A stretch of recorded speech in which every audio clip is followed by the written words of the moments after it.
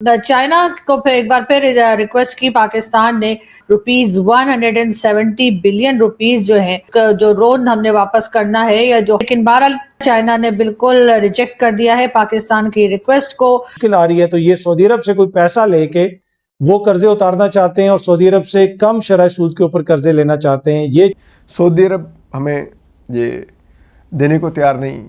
$6 अरब India को Russia support करता है, फ्रांस सपोर्ट करता है, अमेरिका देखने में नाराज नजर आता है, वो भी इंडिया को सपोर्ट करता है। हमें क्यों नहीं कोई सपोर्ट करता, इसीलिए तो हम आज पीछे हैं। हमें क्यों सपोर्ट करे?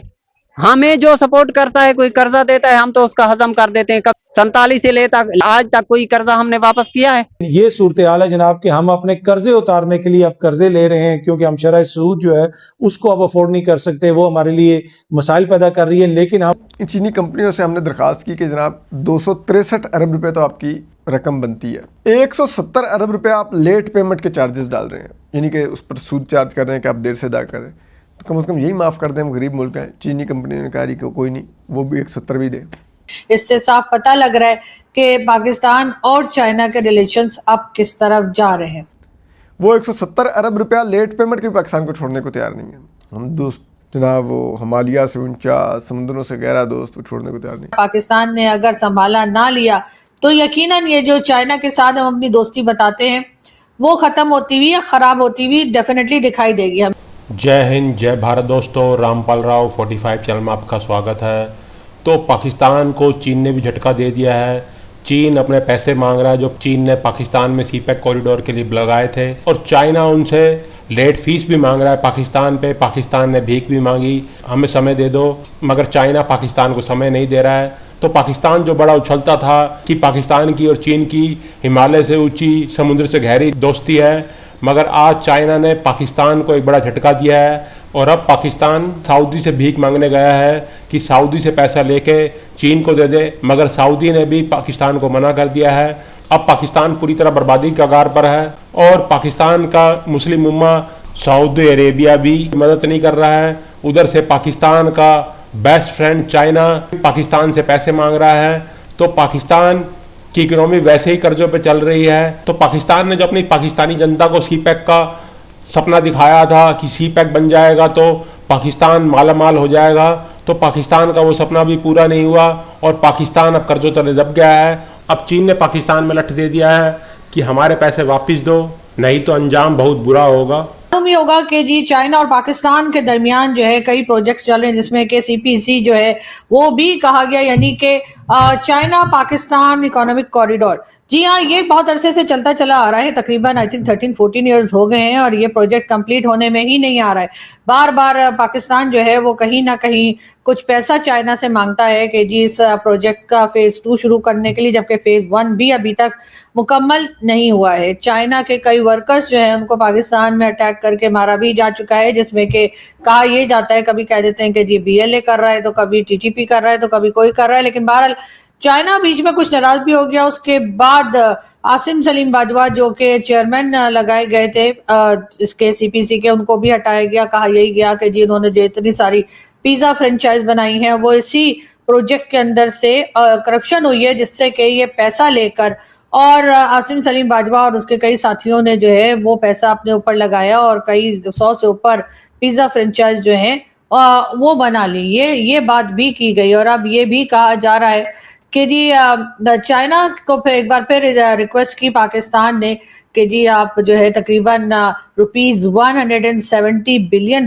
जो है उसके लिए कि जी उसका जो लोन हमने वापस करना है या जो हमने पाकिस्तान की तरफ से जो चाइना को पैसा बनता है वो देना है। लेकिन बहरहाल चाइना ने इस बात से साफ इनकार कर दिया। चाइना ने बिल्कुल रिजेक्ट कर दिया है पाकिस्तान की रिक्वेस्ट को कि ₹170 बिलियन जो पेंडिंग है पाकिस्तान की तरफ जो ड्यूज है सीपीसी के, उसको के फिलहाल के लिए ना लिया जाए या उसको राइट ऑफ कर दिया जाए। उसके लिए उन्होंने बिल्कुल साफ इनकार कर दिया और यकीनन इससे साफ पता लग रहा है कि पाकिस्तान और चाइना के रिलेशंस अब किस तरफ जा रहे हैं। वैसे तो बहुत हम कहते हैं कि जी हमारी समंदर से गहरी दोस्ती है और पहाड़ों से ऊंची है, ऐसी है वैसी है, और न जाने कैसी कैसी दोस्तियां जो हम अपनी जताते फिरते हैं। जाहिर है कि हर एक का एक दूसरे के साथ कोई ना कोई बेनिफिट जुड़ा होता है।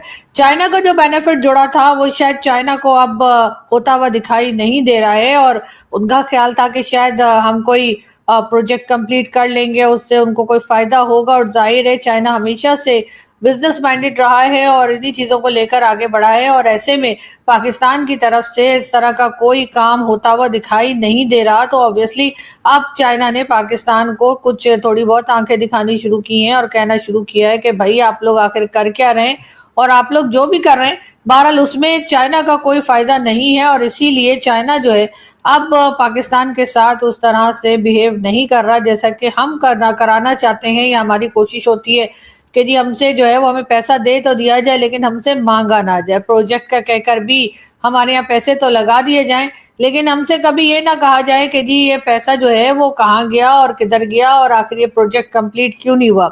हम हर बार यही दिखाते रहते हैं, चाहे वो भारत हो या अफगानिस्तान या दूसरी कंट्रीज को, कि जी हमारी तो जी चाइना से बड़ी दोस्ती है और चाइना तो हमारे बगैर रह ही नहीं सकता, और चाइना तो हम और चाइना एक ही है। लेकिन बहरहाल अब जो है ये मामला जो है वो दूसरी तरफ जा रहे हैं और खराब होने की तरफ अब स्टार्ट किया जा चुका है।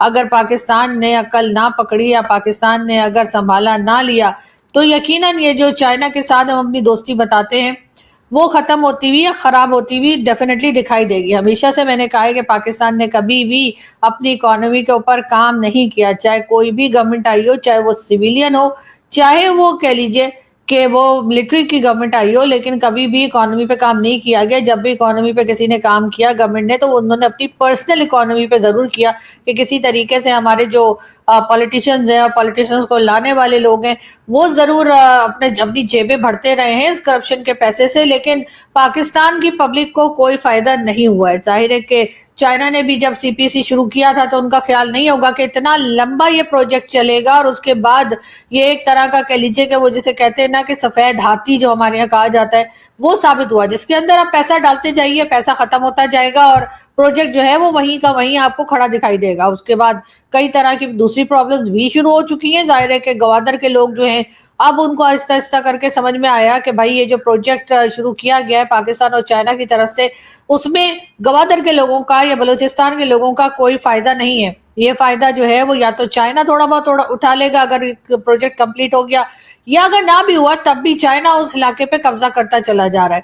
और इस बात को वहां के रहने वाले, वहां के मकामी लोग और जिनकी वो जमीन है वो जरूर समझ रहे हैं, लेकिन पाकिस्तान की गवर्नमेंट जो है वो इस बात से ना सिर्फ ये कि इनकार। तो चीन ने पाकिस्तान को बड़े बड़े सपने दिखाए सीपैक कॉरिडोर के थ्रू कि सीपैक कॉरिडोर बन जाएगा तो पाकिस्तान माला माल होगा, गवादर पोर्ट बनेगा तो पाकिस्तान यूएई की तरह पैसे कमाएगा।